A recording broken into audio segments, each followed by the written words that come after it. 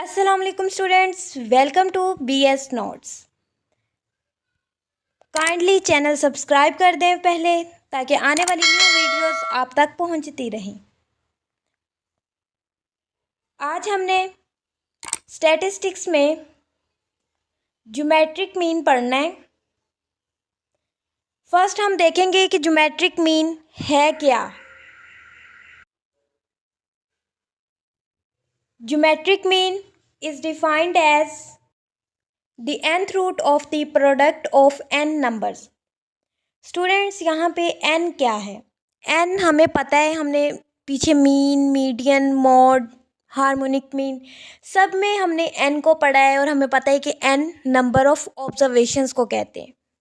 तो हमने अपनी ऑब्जर्वेशंस जो हैं उनको मल्टीप्लाई करना है, उनका प्रोडक्ट लेना है और टोटल नंबर ऑफ ऑब्जर्वेशंस अगर हमारे पास 2 है ना तो हम उसके ऊपर स्क्वायर रूट दे देंगे।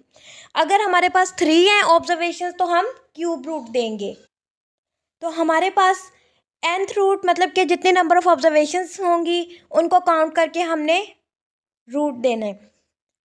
तो नेक्स्ट हम इसके पहले मेथड देखते हैं, method for ungroup data. Students ungroup data हमने पहले भी डिस्कस किया है। अनग्रुप डाटा वो डाटा जिसमें हमारे पास फ्रीक्वेंसी नहीं होगी।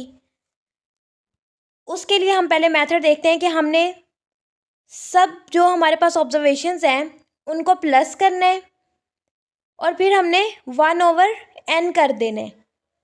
1/n अगर हमारे पास 5 हैं तो n की जगह पे 5 आ जाएगा। अगर हमारे पास 6 हैं तो 1/6 हो जाएगा जो पावर है। तो ये हमारे पास फॉर्मूला है अनग्रुप डाटा के लिए। दूसरे तरीके से हम इसे इस तरह लिख सकते हैं, स्क्वायर रूट और साथ n, जितनी नंबर ऑफ ऑब्जर्वेशंस होंगे हम n की जगह पे वो पुट कर देंगे। तो हम इन दोनों तरीके से लिख सकते हैं। अब हम प्रॉब्लम सॉल्व करते हैं जो कि रिलेटेड है अनग्रुप डाटा। अनग्रुप डाटा हमें दिया हुआ है और हमने ज्योमेट्रिक मीन फाइंड आउट करना है। जो हमारे पास ऑब्जर्वेशंस हैं वो हैं 45, 32, 37, 46, 39, 36, 41, 48, 36। स्टूडेंट्स ये हमारे पास नंबर ऑफ ऑब्जर्वेशंस कितनी है? 9। हमारे पास 9 ऑब्जर्वेशंस है। तो हमने जो ऊपर हमारे पास फॉर्मूला था हमने उसमें अपनी ऑब्जर्वेशंस को पुट कर दिया। n क्या था? 9 थी। n की जगह पे हमने 9 लिख दिया। बाकी सारी ऑब्जर्वेशंस को हमने प्लस करना है और ऊपर स्क्वायर रूट दिया, लेकिन n की जगह पे 9 आया। तो ये हमारे पास क्या हुआ? ज्योमेट्रिक मीन फाइंड आउट करने वाला जो फॉर्मूला था हमने उसमें जस्ट अपनी वैल्यूज़ को पुट किया है, अपनी वैल्यूज़ पुट की हैं और n की जगह पे 9 दिया है। क्योंकि नंबर ऑफ ऑब्जर्वेशंस कितनी थी? 9। हमने कहा था nth रूट आएगा, अगर 2 होंगी तो स्क्वायर रूट आएगा। अब नंबर ऑफ ऑब्जर्वेशंस 9 है तो हमने 9 लिखा है n की जगह और बाकी ऑब्जर्वेशंस को हमने ऐड कर दिया है। अब हम सबसे पहले लॉग ले लेंगे। हम दोनों साइड्स पर लॉग लेंगे। लॉग लेने से हमें पता है कि जो पावर होती है वो लॉग से पहले आ जाती है। तो लॉग हमने दोनों साइड्स पे लिया तो ज्योमेट्रिक मीन के साथ भी लॉग आ गया। और जब हमने दूसरी साइड पे लॉग लिया तो हमारे पास जो पावर थी सम के ऊपर 1/9 वो हमारे पास लॉग से पहले आ गई और अंदर हमने लॉग तमाम जो हमारे पास ऑब्जर्वेशंस थी उन पे अप्लाई कर दिया। तो हर ऑब्जर्वेशन के साथ लॉग सेपरेटली अप्लाई होगा। पहले हम लॉग 45 की वैल्यू फाइंड आउट करेंगे, फिर लॉग 32, लॉग 37, हम इनकी वैल्यूज़ लिख के उनको ऐड करेंगे और फिर 9 पे डिवाइड करेंगे।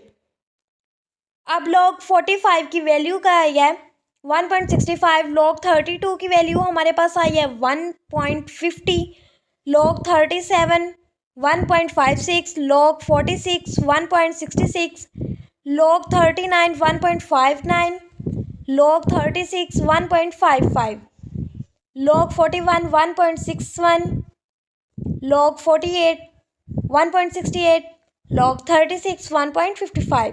तो ये हमने log फाइंड आउट कर लिए जो हमारे पास ऑब्जर्वेशंस थी उनके। अब हमने इन सब को ऐड करना है, ऐड करके हमारे पास आया 14.35। अब जो 14.35 उसे 9 पे डिवाइड कर देंगे तो हमारे पास आया 1.59। अब हमने तो just geometric mean find out करना था, लेकिन हमारे पास लेफ्ट हैंड साइड पर लॉग ज्योमेट्रिक मीन है, तो हमने उस लॉग को फाइंड आउट करने के लिए, उस लॉग को रिमूव करने के लिए हमने एंटी लॉग लेने। एंटी लॉग जब लेंगे तो ज्योमेट्रिक मीन वाली साइड पे लॉग ख़त्म हो जाएगा और दूसरी साइड पे एंटी लॉग 1.59 आ जाएगा। अब हम 1.59 का एंटी लॉग लेंगे तो हमारे पास ज्योमेट्रिक मीन की वैल्यू क्या आएगी, 39.30। तो अब यहाँ पे अनग्रुप डाटा के लिए हमने जो प्रॉब्लम सॉल्व की है उसका आंसर क्या है, 39.30 ज्योमेट्रिक मीन आया है। तो ये हमारे पास अनग्रुप डाटा के लिए था। नेक्स्ट हम देखते हैं method for group data. Group data जब हमारे पास फ्रीक्वेंसी होगी, अनग्रुप डाटा में तो फ्रीक्वेंसी नहीं थी, लेकिन ग्रुप डाटा में हमारे पास इंटरवल्स की साथ फ्रीक्वेंसी दी जाती है। तो हम इसका पहले फॉर्मूला देखते हैं। Log geometric mean is equal to summation f log x over summation f. पहले फॉर्मूला को थोड़ा सा समझते हैं। जो एफ है उसका और लॉग एक्स का प्रोडक्ट लेंगे। एक्स जो वैल्यूज़ हैं हमारे पास, ऑब्जर्वेशंस हैं, उनका पहले लॉग लेंगे, फिर उन्हें फ्रीक्वेंसी के साथ मल्टीप्लाई करते जाएंगे। हर एक्स का लॉग जो होगा उसको फ्रीक्वेंसीज़ के साथ मल्टीप्लाई करके फिर उनका सम ले लेंगे। हम एक प्रॉब्लम सॉल्व करेंगे अब ग्रुप डाटा से रिलेटेड। हमें इंटरवल्स दिए हुए हैं, वेट हैं 65 to 84 जिसकी फ्रीक्वेंसी है 9, फिर 85 से 104 जिसमें फ्रीक्वेंसी है हमारे पास 10, फिर हमारे पास है 105 to 124 फ्रीक्वेंसी 17। इसी तरह हमें ये इंटरवल्स दिए हुए हैं जिनके साथ फ्रीक्वेंसीज भी दे दी हैं। अब हम इसका सोल्यूशन देखते हैं। तो हमने जैसा कि पहले फॉर्मूला डिस्कस किया था, summation f log x over summation F. तो पहले हमने क्या करना है, पहला कॉलम हमारे पास आ गया है वेट का जो हमें क्वेश्चन में दिया था, और दूसरा कॉलम हमारे पास आ गया फ्रीक्वेंसी का जो हमारे पास क्वेश्चन में था। अब आगे हमने एक्स लॉग एक्स लेना है ना, हमने लॉग एक्स और एफ़ को मल्टीप्लाई करना है हमने। तो स्टूडेंट्स हमने पहले भी पीछे मीन मीडियन मोड में भी यही चीज़ डिस्कस की थी कि हम अपने एक्स को किस तरह फाइंड आउट करते हैं।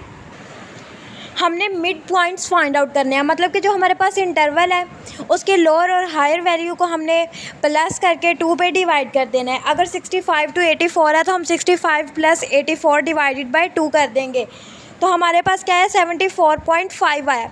स्टूडेंट्स हमने मीन मीडियन मोड में मिड पॉइंट्स डिस्कस किए हुए हैं और हमने फाइंड आउट भी किए हुए हैं।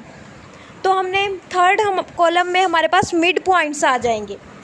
हमने तमाम इंटरवल्स को हायर और लोअर वैल्यू को प्लस करना है और हमने 2 पे डिवाइड करते जाना है, मिड पॉइंट्स आते जाएंगे। फिर अब हमारे पास मिड पॉइंट्स मतलब कि हमारे पास एक्स आ चुके हैं। अब हमने इन्हीं वैल्यूज़ का लॉग ले लेना है। अगर हमारे पास पहली वैल्यू क्या है 74.5, हमने कैलकुलेटर्स यूज़ करके हमने लॉग 74.5 ले लेना है। फिर हमने लॉग 94.5 लेना है। लॉग 74.5 हमारे पास आया 1.872, लॉग 94.5 हमारे पास आया 1.975, फिर लॉग 114.5 का लॉग हमारे पास आया 2.05, फिर हमने लॉग लिया 134.5 का जो कि हमारे पास आया 2.12, फिर लॉग हमने 154.5 का लिया और हमारे पास क्या आया 2.18, फिर लॉग 174.5 का आया 2.24 और फिर लास्ट पे आया 194.5 का लॉग लिया तो आया 2.28। अब हमारे पास लॉग एक्स की वैल्यूज़ आ चुकी हैं। अब हमने जो सेकंड कॉलम में फ्रीक्वेंसी दी हुई है और जो फोर्थ कॉलम में लॉग एक्स है इनकी वैल्यूज़ को मल्टीप्लाई करते जाना है। 9 × 1.872 16.8 आ गया। फिर सेकंड रो में 10 है और लॉग एक्स जो हमारे पास है सेकंड रो में वो है 1.975, इनको मल्टीप्लाई कर देना है। तो स्टूडेंट्स हमने यूँ फ्रीक्वेंसी और लॉग एक्स की वैल्यूज़ को मल्टीप्लाई करते जाना है और फिफ्थ जो हमारे पास कॉलम बनेगा वो होगा एफ लॉग एक्स के प्रोडक्ट का। तो इन सब को, ये जो हमारे पास फिफ्थ कॉलम में जितनी वैल्यूज़ आएंगी हमने इन सब को सम कर देना है। तो हमारे पास आया समीशन एफ लॉग एक्स 123.95 और जो सेकंड कॉलम में हमारे पास फ्रीक्वेंसी है 9, 10, 17, 10, 5, 4, 5, हमने इनको ऐड किया तो हमारे पास टोटल फ्रीक्वेंसी आ गई 60।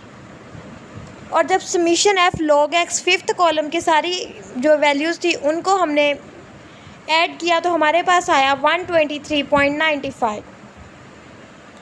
तो स्टूडेंट्स हम ये जो दो वैल्यूज़ है 123.95 और 60 हम इसको फॉर्मूला में पुट करते हैं ज्योमेट्रिक मीन के। तो हमारे पास ये फॉर्मूला था summation F log x. Summation F log x हमने जैसा कि फाइंड आउट किया है तो हम इसकी वैल्यू पुट करते हैं। 123.95 थी और समीशन एफ जो कि 60 था। स्टूडेंट्स 123.95 को डिवाइड कर दिया हमने 60 पे तो हमारे पास आया 2.06।